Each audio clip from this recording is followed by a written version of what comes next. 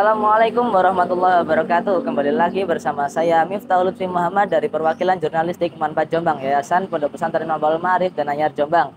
Saat ini saya sudah berada di dalam acara BIMTEK Implementasi Kurikulum Merdeka yang diselenggarakan di Gedung TU Lantai 3 Madrasah Alia Negeri 4 Jombang. Penasaran seperti apa acaranya? Inilah liputan.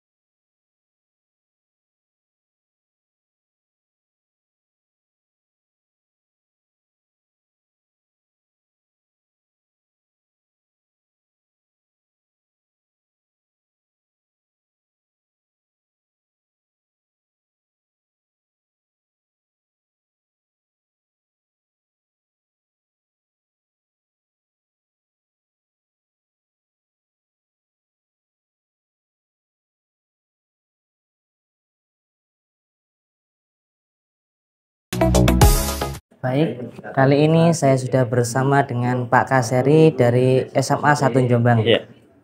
Pak, menurut Bapak apa itu kurikulum merdeka? Ya, intinya kurikulum merdeka itu adalah kurikulum yang lebih memberikan porsi keberwibawan pada murid, di mana di kurikulum merdeka itu murid menjadi objek utama yang diberikan porsi untuk bagaimana mereka bisa mengembangkan diri semaksimal mungkin tanpa ada batas-batas ruang dan waktu. Mengapa kurikulum merdeka niku perlu diterapkan di setiap sekolah-sekolah, Bapak? Ya, kurikulum ini perlu diterapkan karena memang yang pertama bahwa zaman terus selalu berubah ya. Zaman selalu berubah, kemudian perkembangan semakin berubah, perkembangan teknologi juga berubah. Sementara kemudian filosofi dari Ki Hajar Dewantara bahwa setiap anak itu memiliki kodrat diri dan kodrat zaman yang berbeda-beda, sehingga mereka punya hak untuk dikembangkan lebih maksimal lagi. Mungkin ada kriteria sekolah yang dapat menerapkan kurikulum merdeka, Bapak? Untuk kriteria semua sekolah bisa menerapkan, hanya saja nanti pada saat mengimplementasikan nanti ada tiga tahapan. Yang pertama adalah merdeka belajar, ya, kemudian merdeka berubah, kemudian merdeka berbagi. Yang merdeka belajar itu lebih cenderung masih diberi kesempatan untuk kurikulum yang lama. Kemudian kalau merdeka berubah, nanti sebagian sudah mengikuti adaptasi kurikulum yang merdeka, tetapi seluruh perangkatnya masih disiapkan oleh pemerintah.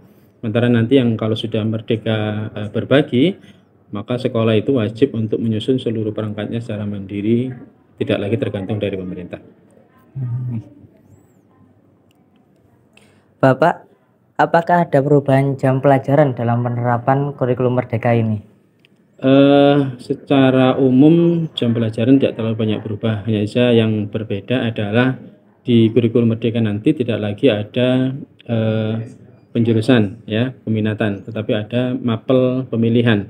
Kemudian di pelaksanaan pembelajaran nanti kalau di kurikulum 2013 lebih mengedepankan intra saja, tapi di sini nanti di kurikulum merdeka nanti ada intra, ada ko, ya. Intranya paling tidak sekitar 75 sampai 80%, sementara ko-nya yang kita kenal dengan P5, proyek penguatan profil pelajar Pancasila, itu sekitar 20 sampai 25%. Menurut Bapak dalam penerapan kurikulum merdeka ini apakah ada pro dan kontra, Bapak? Setiap kebijakan tentu pasti ada pro dan kontra, ada yang menerima, ada juga yang menolak, ya. Tetapi sebagai pendidik tentu kita harus punya komitmen, punya optimisme bahwa segala sesuatu yang berubah itu nanti insya Allah lebih baik, sehingga kita selaku pendidik juga harus tetap ikut mengikuti perubahan-perubahan yang ada, karena kalau kita tidak ikut perubahan pasti akan tertinggal. Terakhir, Bapak, dengan diadakannya kurikulum merdeka, apa harapan Bapak ke depannya? Dengan kurikulum merdeka nanti yang pertama harapannya tentu Bapak Ibu guru pendidik itu sudah punya pola-pola model pembelajaran yang baru karena ada perubahan-perubahan zaman itu. Yang kedua tentu dari harapan ini karakter siswa, karakter murid itu bisa lebih dikembangkan. Kemudian yang ketiga nanti tentu potensi murid juga lebih bisa dikembangkan, karena dengan adanya kurmer ini nanti memang tujuan utama potensi murid ini nanti bisa dikembangkan lebih tinggi, jadi mereka bisa melejit lebih jauh dan bisa mengembangkan potensinya semakin lebih baik.